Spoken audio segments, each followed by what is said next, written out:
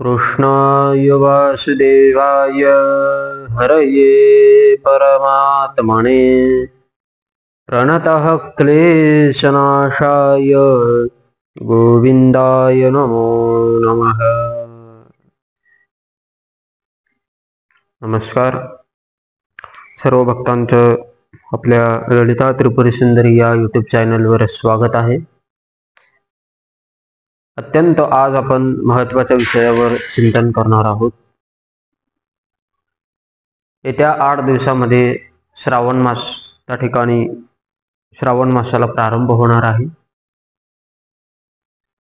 फार लोकांच्या मनामध्ये शंका असते आणि नेहमी वाटत असतं की आपल्याला एखाद्या देवाची उपासना करण्याकरिता मार्गदर्शन मिळणं फार आवश्यक आहे। प्रत्येकाला वाटत असतं मनामध्ये, पण मार्गदर्शनाअभावी ज्ञानाअभावी आपल्याला कुठलीही उपासना करता येत नाही। तर माझा एक शिवपुराणाच्या अंतर्गत मी जो चिंतन केलंय, जो विचार केलाय, जे वर्णन शिवपुराणामध्ये सापडतं, असंख्य मंत्र शिवपुराणामध्ये महादेवाच्या संबंधाने बघायला मिळतात, सापडतात। परंतु अतिशय सोपा मंत्र असणारा, ज्यामध्ये प्रणव सुद्धा नाही, कुठल्याही नियमाचं बंधन नाही, असा हा भगवान शंकराचा जो मंत्र आहे, तो मंत्र आहे बघा, श्री शिवाय नमस्तुभ्यम। श्री म्हणजे मंगलकारी,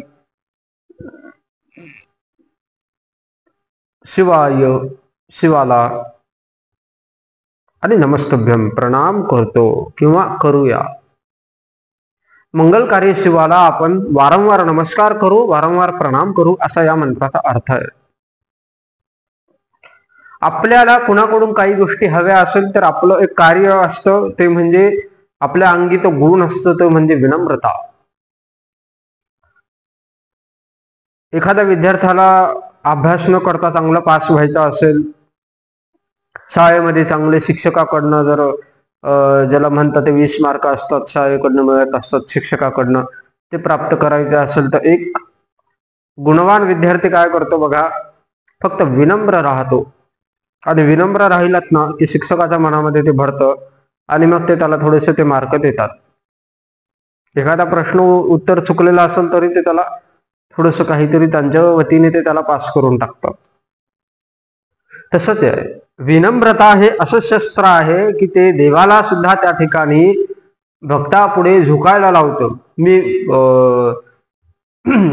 मुद्दामून हे विशेषण वापरतो बरं का, होय, तर ते देवाला झुकायला लावते भक्तापुढे।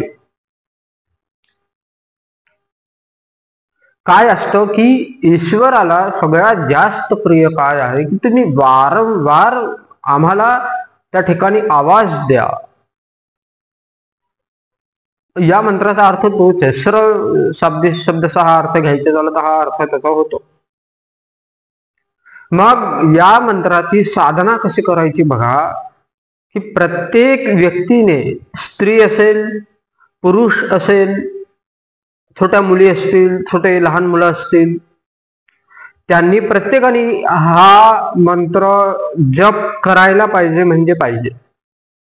का करायला पाहिजे हे माहिती का तुम्हाला, की आपल्या शरीरामध्ये जी नकारात्मक ऊर्जा असते ना, जी आपण एखाद्या वेळेला वाईट विचार करत असतो, आपल्या डोक्यामध्ये प्रसन्नता कधी नसते, चेहऱ्यावर कधी छान प्रसन्नता नसते, डोक्यामध्ये सारखे नकारात्मक विचार येतात। लहान मुलं असेल त्यांना अभ्यासाचं टेन्शन असतं, मोठे लोक असेल त्यांना त्यांच्या घराच्या गाड्याच्या कर्जाचं टेन्शन असतं, स्त्री असेल तिला संसाराची चिंता असते।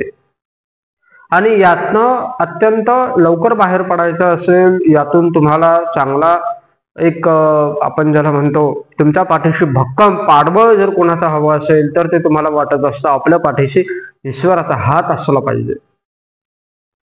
मग नेहमी प्रश्न पडतो, लवकर प्रसन्न होणारी देवता कुठली, काय आहे, आपल्याला माहित नसतं।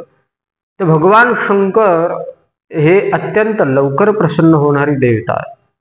त्यांचं नाव आहे आशुतोष।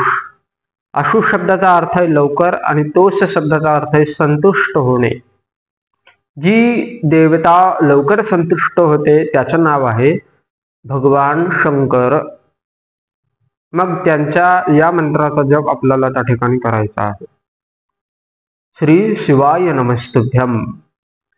मग हा मंत्र जप करताना आपलं स्वतःचं आसन, आपली त्या ठिकाणी रुद्राक्षाची माळ, त्याचबरोबर एक दिवा लावावा आणि कुठेही तुम्ही घराच्या कोपऱ्यात बसून जप करा, काही अडचण नाही.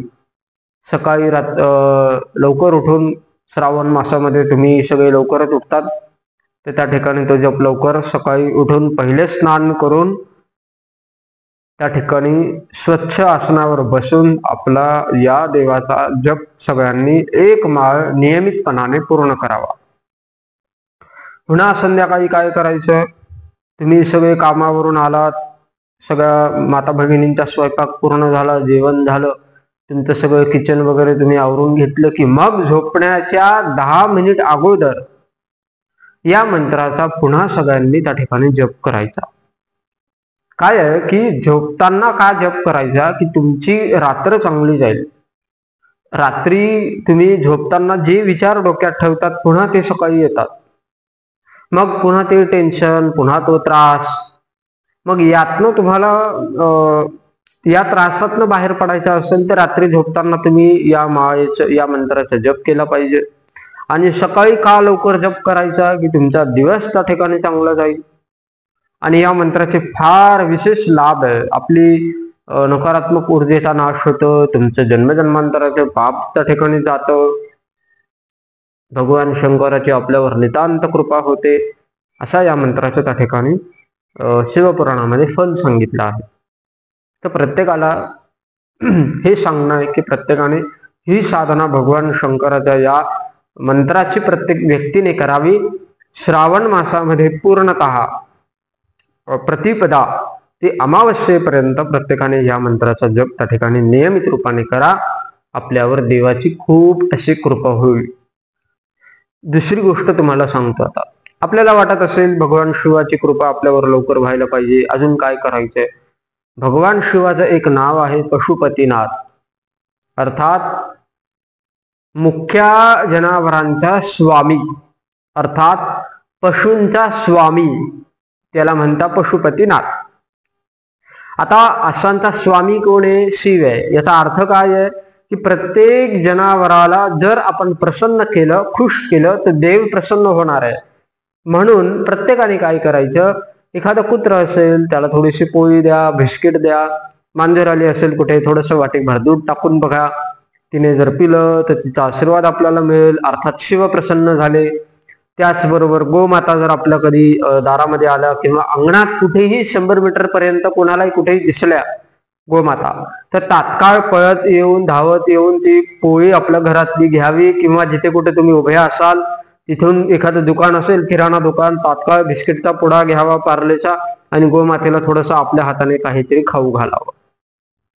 अर्थात मुक्या जनावरांना संतुष्ट करावं. याच्या व्यतिरिक्त या उपासनेच्या पलीकडे ही अशी साधना आहे, असा हा उपाय आहे की जो देवाला अत्यंत तात्काळ तुमच्याकडे धावत यायला देवाला विवश करेल, लक्षात ठेवा. म्हणून आपण हा उपाय प्रत्येकाने करावा. आणि साधना करण्याच्या अगोदर आपली जी काही मनोकामना आहे ती मनोकामना प्रत्येकाने आपल्या तोंडातून वदवून घ्यावी. आणि त्याचबरोबर पूर्णतः 30 दिवस सकाळ आणि संध्याकाळी हा जप करावा. स्वतःचं आसन असावं, स्वतःची माळ असावी आणि एक छोटासा तेलाचा दिवा लावून त्या ठिकाणी ही साधना प्रत्येकाने पूर्ण करावी. बाकी आपण विविध मंदिरांमध्ये जातो, शिव मंदिरामध्ये शिवाला पाणी घालायला जातो. पाणी घालणं, बेल वाहणं, फुलं वाहणं हे सगळं ठीक आहे, यात काही संशय नाही, वाद नाही. परंतु आपल्या अंतःकरणातल्या काही ज्या भावना असतात, आपल्या मनामध्ये जी दृढ झालेली ईश्वराबद्दलची भावना असते ती अजून जागी व्हावी, अजून आपल्यातलं देव पण जागृत व्हावं, याकरिता मंत्राने देवाला त्या ठिकाणी बोलवावं. कारण देवता मंत्राच्या अधीने, लक्षात ठेवा.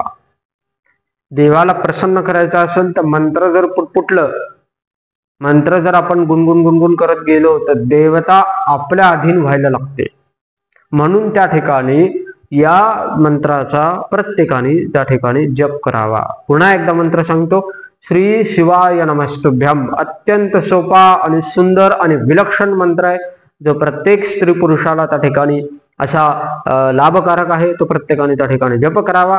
बाकी श्रावणामध्ये अजून कुठला कुठला उपाय केल्याने आपल्या जीवनामध्ये मंगल कार्य असं होणार आहे किंवा आपल्या जीवनाचं कायमचं कल्याण होणार आहे, असे उपाय मी तुम्हाला काही येत्या 1-2 दिवसामध्ये आपल्या युट्यूबच्या माध्यमातून तुम्हाला सगळ्यांना त्या ठिकाणी सांगणार आहे. प्रत्येकाने व्हिडिओ शेवटपर्यंत बघत जा. प्रत्येकाने आपल्या जास्तीत जास्त मित्रपरिवारांना व्हिडिओ शेअर करत जा. लाईक करा, शेअर करा, कमेंट करा, सबस्क्राईब करा. मा भगवतीचा तुम्हा सगळ्यांना असा नितांत आशीर्वाद मिळेल याबद्दल काही संशय नाही. अत्यंत उदार असणारे भगवान शिव श्रावण मासामध्ये तुम्ही केलेली उपासना देवाला नक्कीच एक ना एक दिवस तुमच्या बोलावणं देवाला नक्कीच त्या ठिकाणी विवश करेल आणि परमात्मा नक्कीच तुमचं हे सगळं ऐकेल आणि आपल्यावर नक्कीच त्या ठिकाणी कृपा करेल, असे मी देवाला त्या ठिकाणी प्रार्थना करतो. जगदंबा.